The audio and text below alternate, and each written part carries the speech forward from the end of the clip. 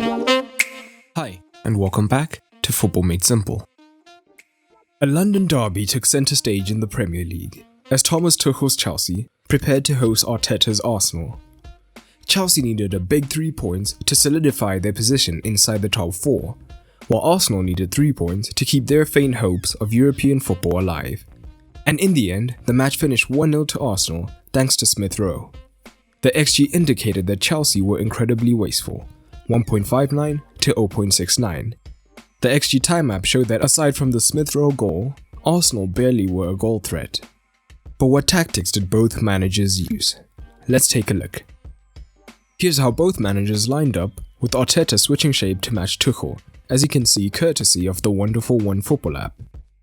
As you know by now, OneFootball is our long-term sponsor and is the best football app around, giving you stats, match updates, transfer news and so much more, absolutely free through the link in the description below.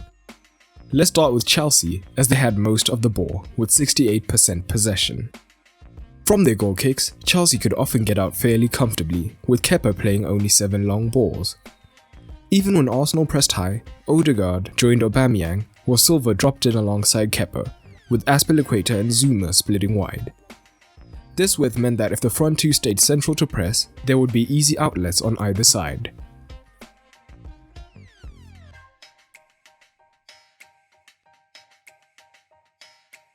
Or if they tried to filter the play wide in one direction, the opposite centre-back would be free to receive. And in open play, early on in the game, Arsenal did try to press Chelsea higher up. Depending on the ball side, it would either be Smith Rowe or Odegaard who would be the second forward alongside Aubameyang, whilst the other picked up one of the pivots. And Elneny from midfield would be quick to close down the second pivot, making central progression difficult for Chelsea.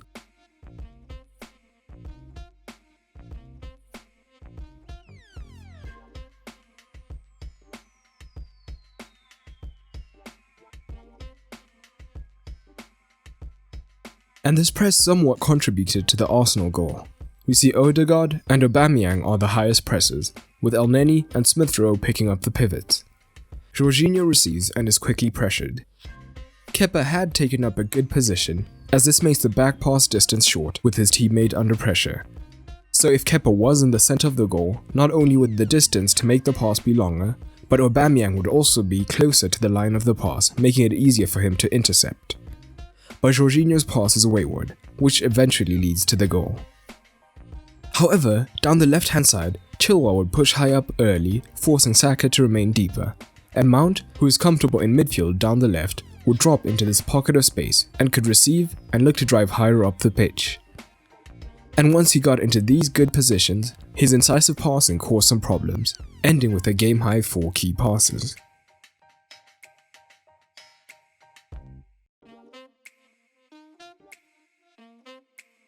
So Arsenal adapted their shape at times, with Smith Rowe and Odegaard starting deeper and narrower in a 5-4-1 to cover these spaces. And this would be effective at times, although down the left it meant that Zouma could get more time to advance higher up the pitch. However, Arsenal would much rather have Zouma having the space than Mount.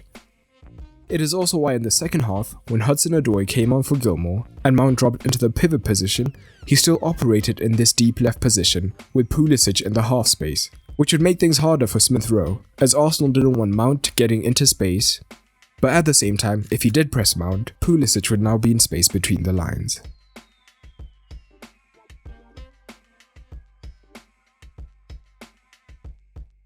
But the right is where Chelsea were most effective.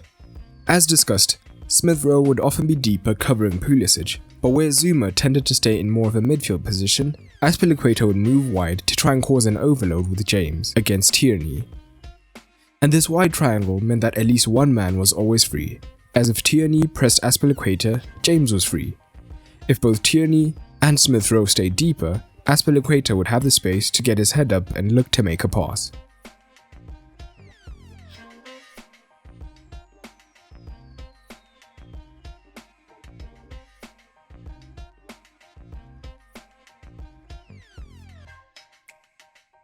But perhaps most pertinently, when Smith Rowe pressed Azpilicueta, and with James forcing Tierney wide, it left space for Pulisic to receive in the half space.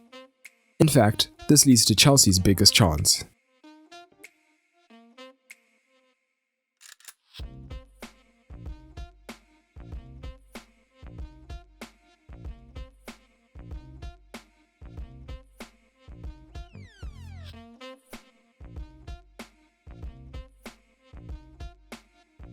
But generally, Arsenal defending in this extremely deep 5-4-1 meant they had no outball, nor could they press the men on the ball effectively, so they struggled to leave their own half at times.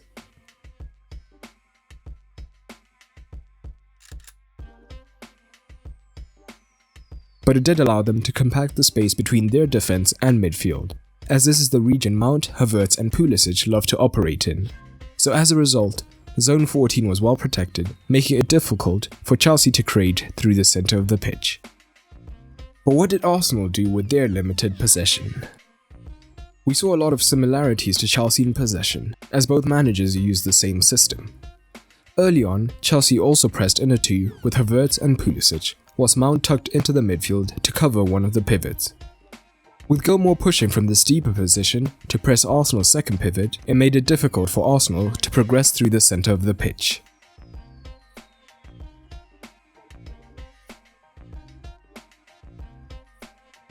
But Odegaard in particular often looked to drop into the space behind Mount to provide an option for progression, and he was often found unable to do so.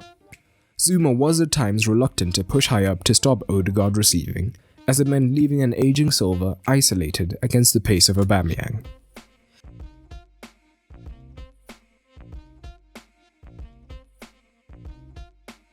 However, as the game went on, Arsenal and Aubameyang were starting deeper, so Zouma could more often afford to push up to press Odegaard. But with Arsenal being so deep, they struggled to create any chances. Overall, Tuchel will be bitterly disappointed with the result. That puts fourth spot back in doubt, and will be hoping that United can do them a favour against Liverpool. Arteta, on the other hand, will be delighted with the victory, although the performance was incredibly poor, barely being a goal threat throughout the 90, whilst also giving up chances defensively. But what did you make of the match? Drop it down below. And if you want even more content, whilst helping to support the channel, consider checking out my Patreon at patreon.com/footballmadesimple. You'll get early access to videos, exclusive videos, as well as access to the upcoming FMS video podcast. And a special shout out to Joshua Savinsky, Ryan Port and Happy Rock for their support on the Patreon Ultra tier. But that's all for today, and remember, keep it simple.